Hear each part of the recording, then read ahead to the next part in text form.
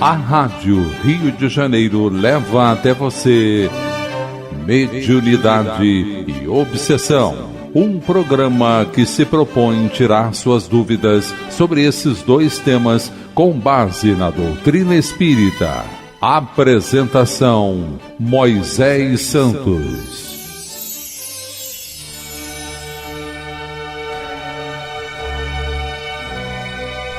Caríssimos ouvintes da Rádio Rio de Janeiro, eu sou Moisés Santos e este é o programa Mediunidade e Obsessão.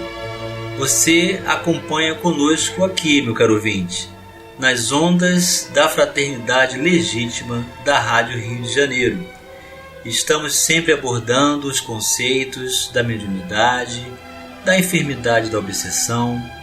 Estamos estudando a prática, o exercício do trabalho do bem nas reuniões mediúnicas sérias, com a proposta de buscarmos entendimento, aprendizagem, muito exercício de tolerância e paciência, e na oportunidade do conjunto estabelecer as reuniões mediúnicas com Jesus, nós também acolhermos os irmãos necessitados, tanto quanto nós do mundo espiritual. Você já sabe, nós estamos estudando a obra Diálogo com as Sombras. O autor é Hermínio Corrêa de Miranda, a editora da Federação Espírita Brasileira. Hoje vamos estudar este grande recurso de instrumentação prática no processo do tratamento, da comunhão com o alto, da nossa confiança com os mensageiros celestes. É o capítulo 32 da obra, que intitula-se A Prece. E o autor inicia com as palavras: a fé e o amor são os dois grandes instrumentos de trabalho do doutrinador. Ainda voltaremos a falar sobre o amor, esse tema inesgotável, fonte de belezas eternas, de reservas inexauríveis de energia criadora, de harmonias insuspeitadas, sempre a nos surpreender com o seu infinito potencial.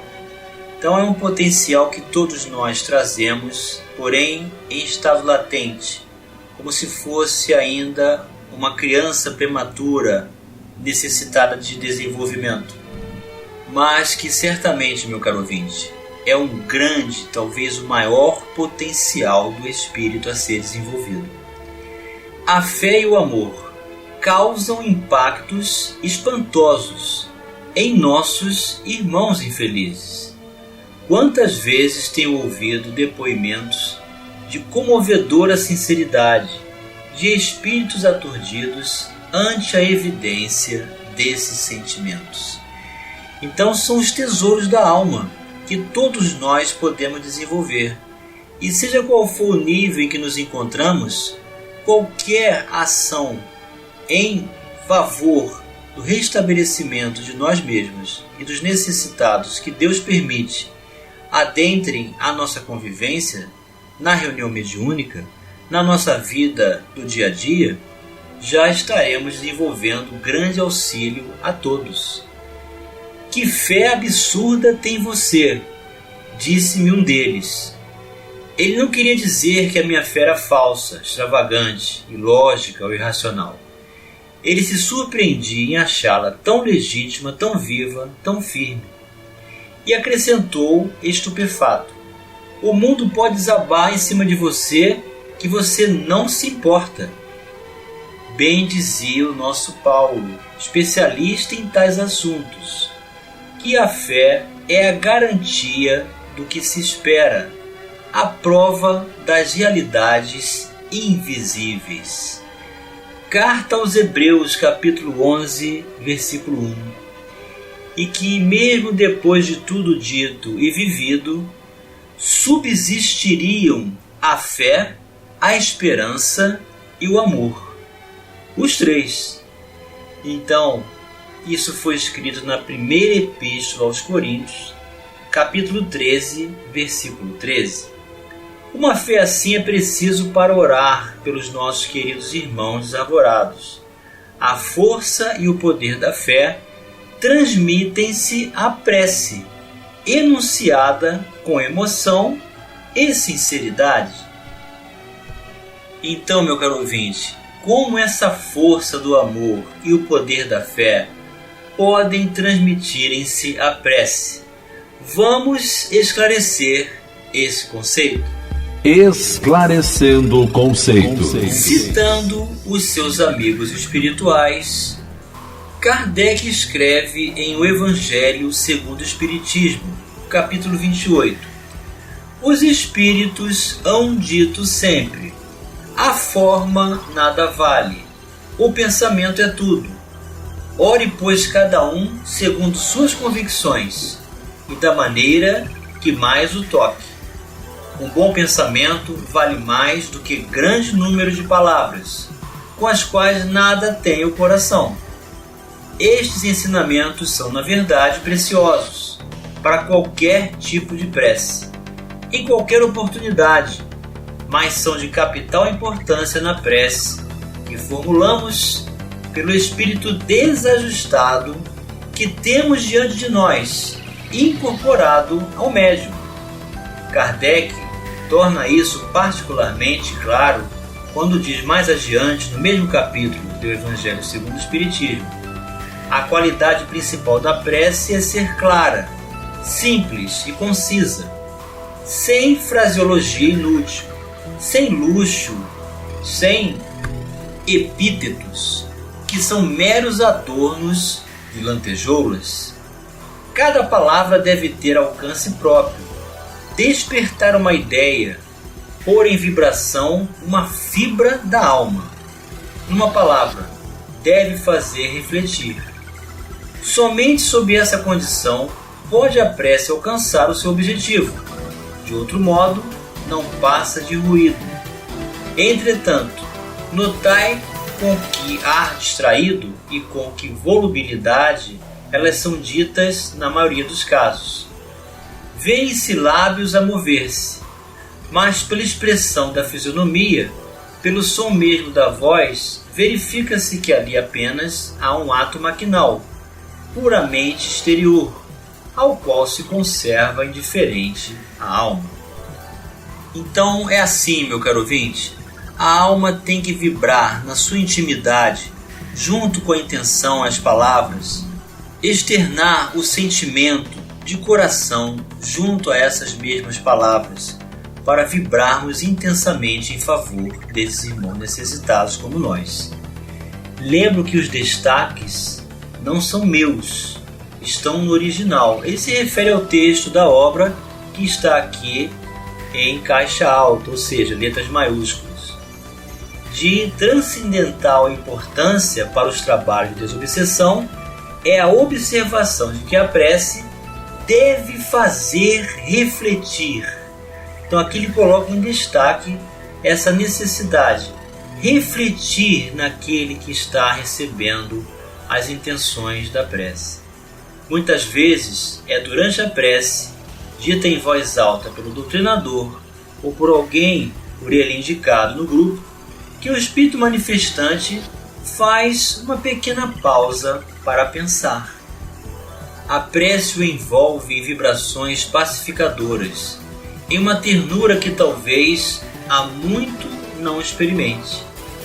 Ela deve ser elaborada em torno da própria temática que o companheiro nos tenha revelado no decorrer do diálogo conosco.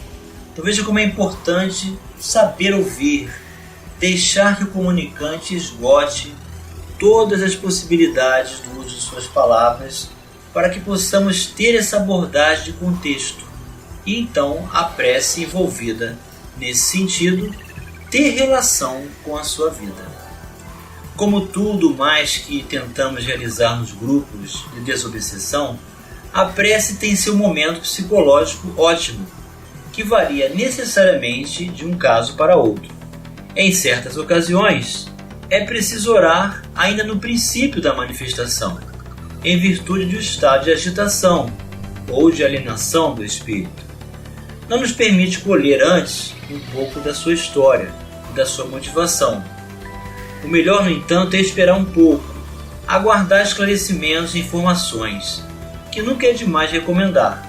Não devem ser colhidas em interrogatórios e através dos artifícios da bisbilhotice. Então não cabe as perguntas, não cabe o interrogatório, não cabe essa investigação sobre a vida da pessoa. Temos que fazer com que ela se sinta à vontade para conseguir falar.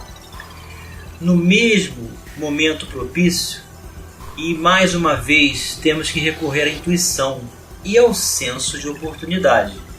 Convém dirigir-se ao próprio Espírito e propor-lhe a prece. Dificilmente ele recusará, e ainda que o recuse, devemos fazê-la, mesmo porque não devemos pedir permissão para orar, e sim comunicar-lhe que vamos fazê-lo. Basta dizer, por exemplo, vamos orar? Ou, agora vou fazer uma prece. Como disse, dificilmente ele se oporá. Poderá no máximo dar um xoxo desinteressado ou fazer um comentário condescendente. Pode orar se quiser. Curioso, no entanto, que muito raramente eles procuram perturbar a prece. Geralmente ouvem-na em silêncio, se não respeitoso, pelo menos comedido. Alguns, no entanto, insistem em continuar falando, zombando ou ridicularizando. Um deles procurou dramatizar as minhas palavras, tentando reproduzir em gestos que acreditava muito cômicos as imagens contidas no sentido das palavras pronunciadas. A prece deve ser dita de preferência de pé, ao lado do companheiro manifestado, com as mãos estendidas para ele, como que a concentrar nele as vibrações e as bênçãos que invocamos. Alguns informam depois ou durante a prece que se acham defendidos, protegidos por couraças e capacetes invioláveis, nos quais esperam eles as energias suscitadas pela prece não poderiam penetrar. Dirija sua prece a Deus, a Jesus ou a Maria, pedindo ajuda para o companheiro que sofre. Se já dispõe de alguma informação sobre ele, fale especificamente seu problema, como um intermediário entre ele e os poderes supremos, que nos orientam e amparam. Então nós poderemos ser essa ponte de conexão em auxílio ao irmão necessitado para elevar o seu padrão vibratório e sair desse estado de condição em que se encontra infeliz para receber essa oportunidade. Vamos continuar analisando o capítulo A Prece já no próximo bloco. Participe do programa Mediunidade e Obsessão enviando sua sugestão ou pergunta para o e-mail meo@radioriodejaneiro.am.br ou pelo WhatsApp 984867633 aos cuidados de Moisés Santos. A Rádio Rio de Janeiro está apresentando Mediunidade e Obsessão. Apresentação: Moisés Santos. Caríssimos ouvintes da Rádio Rio de Janeiro, voltamos agora para o segundo bloco do nosso programa de hoje, em que estamos estudando esse recurso de conexão com o alto, que é o uso da prece, envolvendo o comunicante para que ele se restabeleça, que ele seja condicionado para uma nova condição vibratória, recebendo esse recurso de amor e de fé, que é uma potencialidade da alma, usando a prece. E o autor continua dizendo: eles se esqueceram às vezes por séculos e até milênios de que esses canais de acesso estão abertos também a eles. Não têm mais vontade ou interesse de se dirigirem a Deus, ou lhes falta coragem, por julgarem-se além de toda a recuperação, indignos e incapazes de projetar o pensamento a tão elevadas entidades. Então eles precisam realmente de ajuda, e ao receberem a nossa prece, mesmo que se neguem, vão sentir respeito e silêncio para ouvi-la. Em alguns casos, costumo orar não apenas pelo espírito manifestante, mas como se fosse ele próprio, com as palavras e as emoções que ele mesmo escolheria para dirigir-se ao Pai ou a Jesus, se estivesse em condições de fazê-lo. Certa ocasião muito crítica e importante, a prece foi elaborada como se partindo de nós dois, o doutrinado e o doutrinador, pois estávamos envolvidos muito profundamente em compromissos mútuos. Dirigi-me à doce Mãe de Jesus, colocando diante dela o problema de dois seres que haviam errado gravemente, julgando servi-lo. Ambos havíamos sofrido ao longo dos séculos por causa daqueles enganos. Já era mais do que tempo de chegarmos ao entendimento e colocarmos ponto final naquela penosa e aflitiva desarmonia, para que juntos, como irmãos que éramos, conseguíssemos retomar ambos a nossa caminhada, sem os rancores que nos prendiam um passado lamentável. Fosse ela a advogada da nossa causa e nos ajudasse a encontrar os caminhos da paz. Ele ouviu a prece em silêncio e acabou cedendo. São incríveis a força e o impacto de uma prece límpida, pura, singela, escorada na emoção e no afeto. O efeito é milagroso. Ele coloca aqui a palavra milagroso entre aspas. Surpreendente ainda que nem sempre instantâneo. São muitos os sofredores que se enquistaram de tal maneira atrás de suas defesas, de suas couraças, que precisam de algum tempo para deixarem-se alcançar, a ponto de realizar-se neles o milagre sempre renovado do amor. Estes ainda riem por algum tempo da prece, um riso nervoso sem convicção. Estão com medo, pobres irmãos, medo da emoção que os leva à crise, e da crise que os leva à dor, que os espera ao longo do extenso caminho de volta.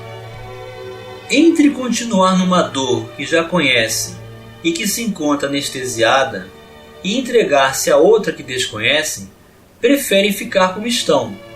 A prece muito contribui para vencer essas últimas inibições e hesitações. Ela os leva a alguns instantes de pausa no curso dos seus pensamentos habituais.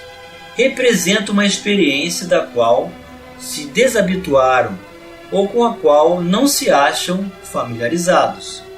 Alguns deles, quando pedimos para orar conosco, recusam-se, mas não tentam impedir-nos. Outros, quando propomos que eles orem também, desculpam-se desajeitadamente, dizendo que ali não há condições. Isto é especialmente invocado pelos companheiros que foram prelados. Como se julgam alienados da doce intimidade do Cristo, por exemplo, não se sentem encorajados a falar com Ele através da prece. Desculpam-se então com a impropriedade do ambiente, a falta dos paramentos e dos livros adequados. Não são poucos os que continuam, no atormentado mundo espiritual em que vivem, a celebrar suas missas, oficiar os ritos e os sacramentos a que estiveram habituados na vida terrena, mas no fundo sabem que aquilo é estranho à simplicidade e à autenticidade do Cristo e de seu Evangelho. Por isso, quando convidados a orar de verdade, sentem-se atônitos e temerosos, embora reagindo exteriormente como se não dessem nenhuma importância a qualquer ato de contrição, ou como se somente pudessem exercê-lo, com os apetrechos a que se habituaram. Não podemos esquecer-nos de que são muitos os que praticaram a vida inteira, ou mesmo vida após vida, um culto formal e frio, aparatoso e vazio, no qual o coração e a fé não se envolveram. Então eis que a maioria de nós encarnados não tem esse hábito de realizar preces, de entrar em conexão com o alto, de conversar com Jesus, de pedir a Deus fortaleza moral, de buscar na oração esse alimento da alma, o pão da vida. Então, fórmulas repetidas, aparatos exteriores não acompanham o coração e não temos esse hábito. E muitos dos irmãos que se comunicam vão apresentar essas condições como que incrustados numa condição de vida exterior de aparatos, de vida aparente das condições de cultos religiosos e ritos, regras e todas as condições de manifestações externas que não estão de acordo com a propriedade de conexão com o alto. Para esses pobres companheiros desarvorados, até mesmo a prece, manifestação mais pura do diálogo entre o homem e Deus, transformou-se em mero instrumento de poder, esvaziando-se de todo o seu elevado e nobre conteúdo. Com essa prece aviltada e despovoada de emoção, pediram favores insólitos a Deus, ou pronunciaram julgamento sobre o próximo. Não é de admirar, pois, que ao cabo de tantos desenganos, passe a não crer nela, ou continue a entender que a prece é para isso mesmo, ou seja, para exibir favores de uma divindade servil, cega e injusta, que nos concede aquilo que não merecemos, ou não concede o que julgamos merecer. E chegou o momento, meu caro ouvinte, de você receber a mensagem ao seu coração. Mensagem ao coração. Do livro Mediunidade e Sintonia, psicografia de Francisco Cândido Xavier, pelo Espírito Emmanuel, o capítulo 20, Tarefa Mediúnica. Mediunidade não é instrumento de mágica com que os espíritos superiores adormeçam a mente dos amigos encarnados, utilizando-os em espetáculos indébitos para a curiosidade humana. Realmente observamos companheiros que se confiam a entidades não aperfeiçoadas, embora inteligentes, efetuando o fascínio provisório de muitos, no setor das gratificações sentimentais, menos construtivas. Entretanto, aí temos apenas o encantamento temporário e nada mais. Tarefa mediúnica, no fundo, é consagração do trabalhador ao ministério do bem. O fenômeno dentro dela surge em último lugar, porque antes de tudo representa caridade operante, fé ativa e devotamento ao próximo. Quem busque orientação para empresas dessa ordem, procure a companhia do Cristo, que não vacilou em aceitar a cruz para servir, dentro do divino amor que lhe inflamava o coração. Ser medianeiro das forças elevadas que governam a vida é sintonizar-se com a onda renovadora do Evangelho, que institui o amemo-nos uns aos outros, qual Jesus se dedicou a nós em todos os dias da vida. A prosperidade dos sentidos superiores da alma não reside no artificialismo dos fenômenos transitórios, e sim na abnegação com que o discípulo da verdade se honra em peregrinar com o mestre do perdão e da humildade, da renúncia e da vida eterna, auxiliando sem exceção aos viajores do escabroso caminho terrestre. Se pretendes um título na mediunidade que manifesta no mundo as revelações do Senhor, não te fixes tão só na técnica fenomênica.